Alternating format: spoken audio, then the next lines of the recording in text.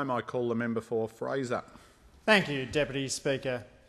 Deputy Speaker, we've all seen the horrific images of fatal motor vehicle accidents, the twisted and torn remains of cars, the spray of shattered glass that marks the site, and that look of shock, anguish, disbelief on people's faces. Every death that occurs on the roads isn't just the tragic loss of one person's life, but it spreads ripples right through the community. It's children who grow up without a parent, family birthday celebrations without an aunt or an uncle, a distinctive laugh that's no longer heard at Friday night drinks from a friend. And Deputy Speaker, that's why this bill is so important. This bill addresses the heartbreaking loss and tragedy of the road toll and its far-reaching costs to the nation. Workplace health and safety has been a core reform for this government. And no matter what job you do, when you go to work, you should expect to come home at the end of the day. Deputy Speaker, the men and women who are our valued transport workers deserve that peace of mind, and their families deserve it too. I'm proud in this place to represent the Australian Labor Party, a party that was formed to represent the interests of working people 121 years ago. That's our heritage, and it's a heritage we don't shy away from. We'll defend it at every turn. And this bill is 21st century Labor values in action, protecting the interests of workers on the road. Deputy Speaker, the statistics on the road toll are chilling. It has declined substantially over recent decades, but is still the case that on an average week 4 people are killed, another 80 are seriously injured. Last year, 1,368 Australians lost their lives on the roads, and many more were hospitalised. And the road transport industry has the highest incidence of fatal injuries. In 2008-2009, that industry had 25 deaths per 100,000 workers. That's an astonishingly high death toll for any industry. It's 10 times the average. And according to the Bureau of Infrastructure, Transport and Regional Economics, it imposes a cost on the Australian economy of $2.7 billion a year. Substantial work's been done on the relationship between remuneration and safety. In the case of the Crown against Randall John Harm in 2005, Justice Graham found the truck drivers placed clearly intolerable pressure placed upon them to get produce to the markets or goods to their destination.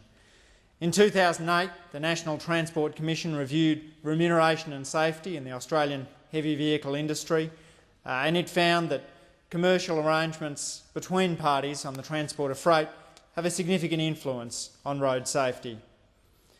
Drivers often find themselves at the bottom of the contracting chain.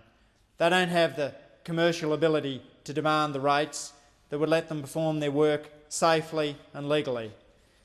Owner drivers are often forced to accept work at the going rate or end up with no work at all. Remuneration for owner drivers tends to be low, and working hours can be extraordinarily long.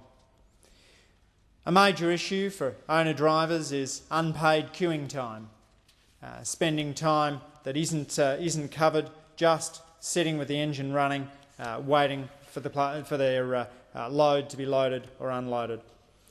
The National Road Transport Operators Association estimates that distribution centres regularly require drivers to wait up to 10 hours before loading or unloading.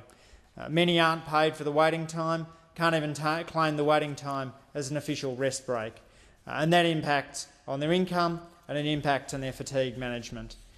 That means that these drivers are losing 10 hours of driving time, and that creates a perverse incentive to them to make up for lost time, either by driving additional hours, speeding or contravening mandatory fatigue management systems.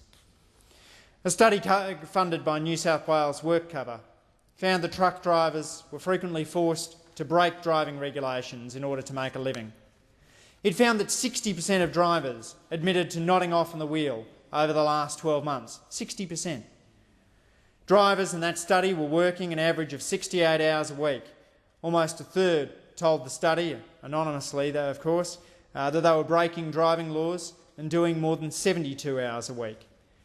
Only 25% of those drivers reported to be paid for waiting times. Almost 60% of drivers weren't paid for loading or unloading. Deputy Speaker, this bill ensures that we have safer roads, not only for drivers but for all Australians.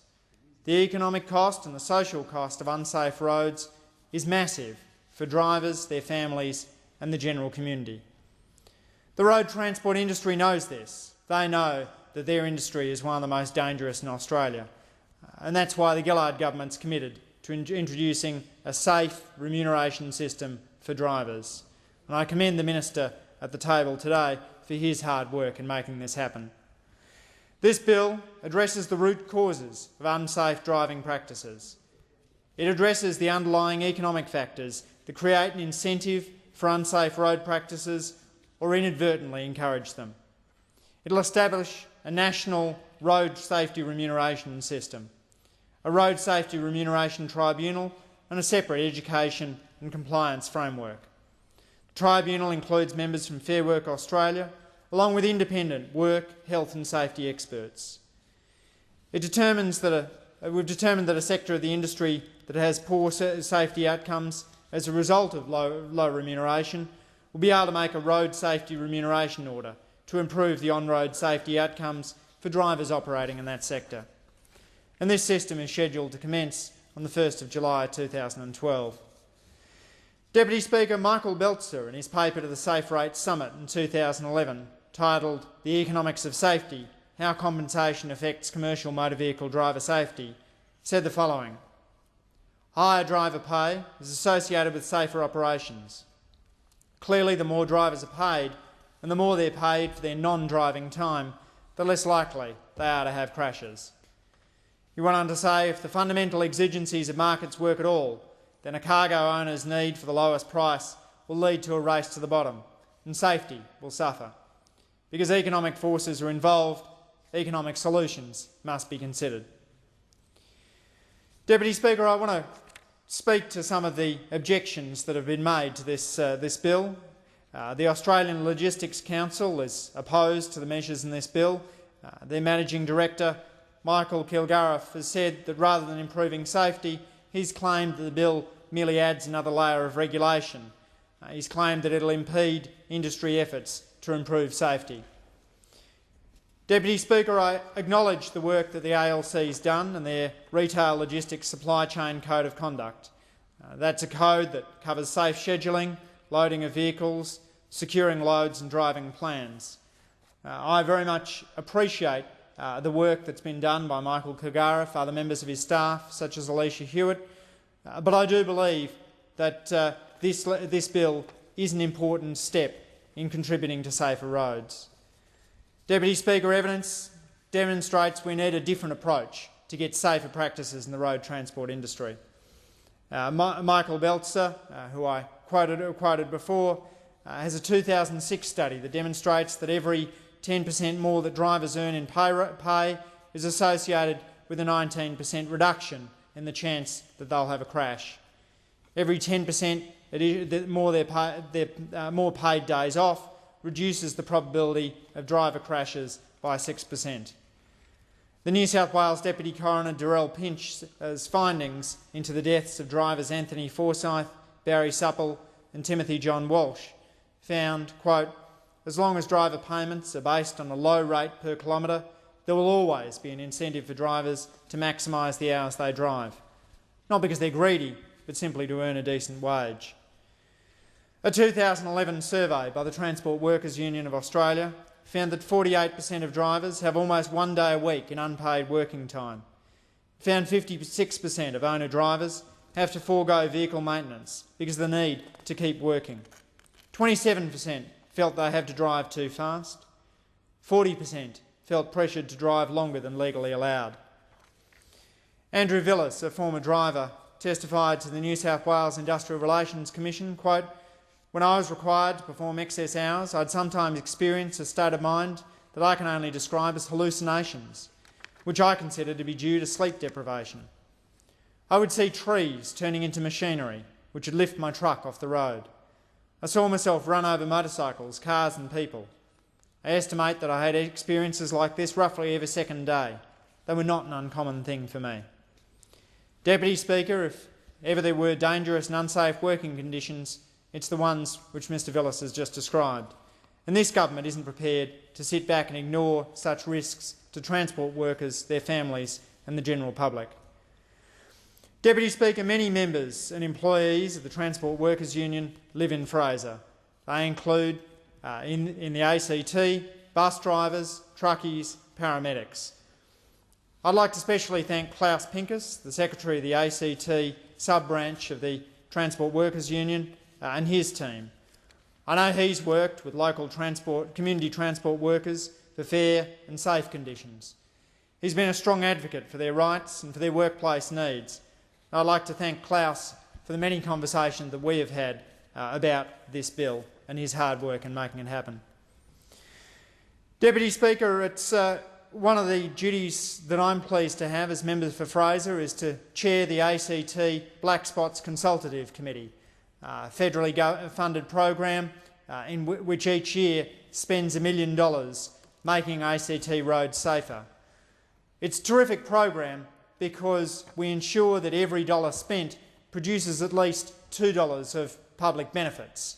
We can't fund the black spot remediation program unless the cost-benefit study comes back with at least a 2-to-1 return.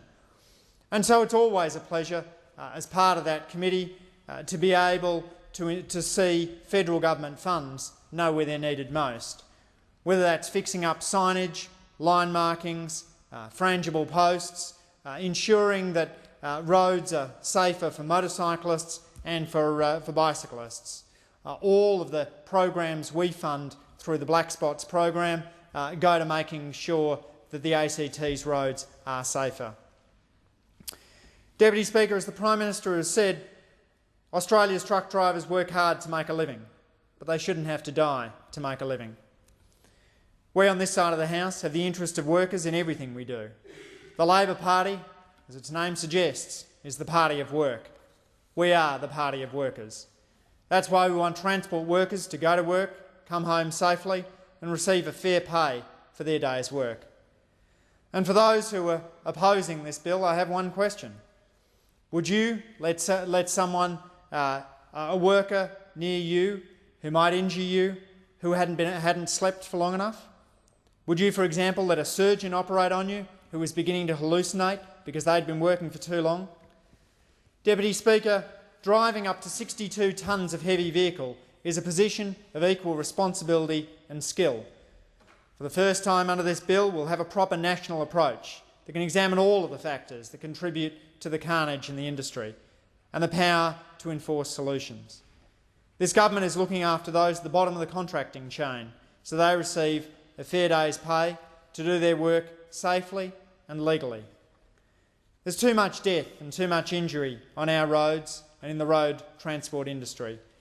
I sincerely hope that this bill can make a difference in bringing down the road toll. I commend the bill to the House.